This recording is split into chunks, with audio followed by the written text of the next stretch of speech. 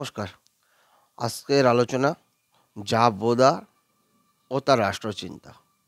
আধুনিক রাষ্ট্রচিন্তাবিদদের মধ্যে বিশেষ উল্লেখযোগ্য একজন ফরাসি রাষ্ট্রচিন্তাবিদ জাব্রোদা। তার সময়কাল 1530 থেকে 1596।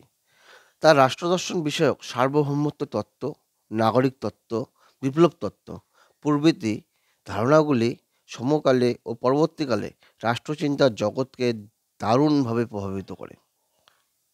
এ বিষয়ে তার সর্বাধিক উল্লেখযোগ্য গ্রন্থ method for the easy comprehension of history এবং 6 বুক অফ দ্য কমনওয়েলথ।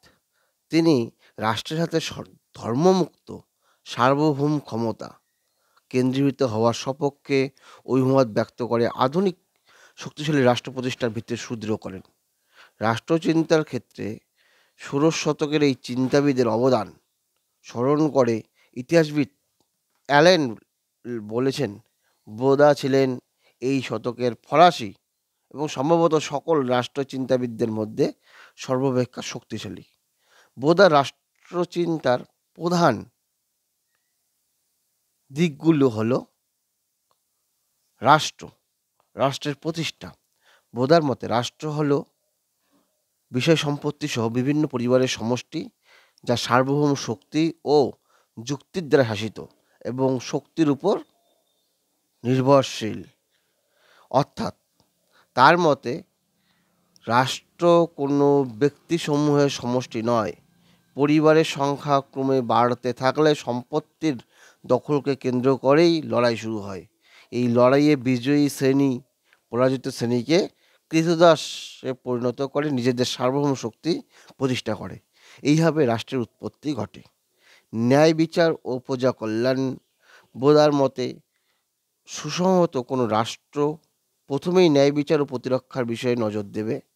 এরপর রাষ্ট্র তার বাসিন্দাদের কল্যাণ সাধনে মনোযোগ করবে। সার্বভৌমিকতা সম্পর্কে বোদার মতামত। রাষ্ট্রচিন্তাবিদদের মধ্যে বোদাই সর্বপ্রথম চরম সার্বভৌমত্বের তত্ত্ব প্রচার করেন। সার্বভৌমিকতার সংজ্ঞা হিসাবে তিনি লিখেছেন, সার্বভৌমিকতা হল রাষ্ট্রের আদেশ জারির চরম ও চিরস্থায়ী ক্ষমতা। এটি হলো নাগরিক ও প্রজাদের উপর রাষ্ট্রের এমন চরম ক্ষমতা যা আইনের দ্বারা নিয়ন্ত্রিত নয়।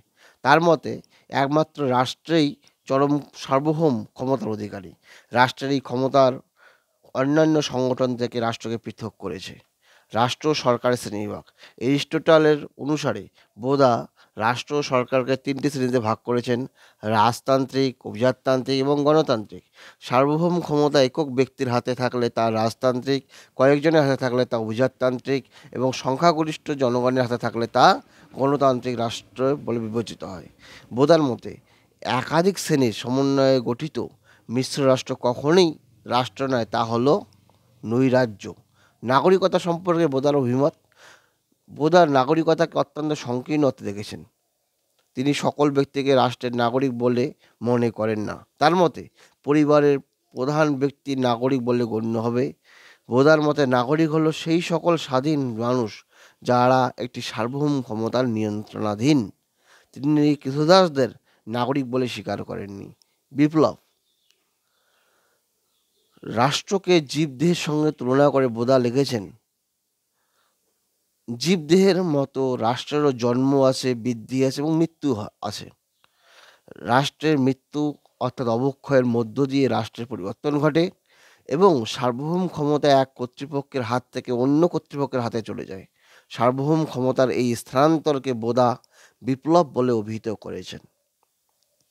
এই সম্পূর্ণ আলোচনায় আমাদের মনে রাখতে হবে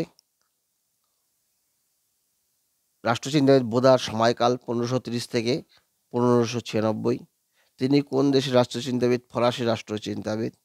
তার সর্বাধিক উল্লেখযোগ্য গ্রন্থ method for the easy comprehension of history এবং অন্যটি 6 বুক অফ দ্য কমনওয়েলথ।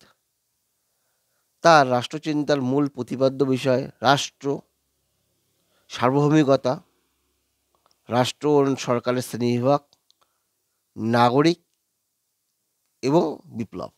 ধন্যবাদ।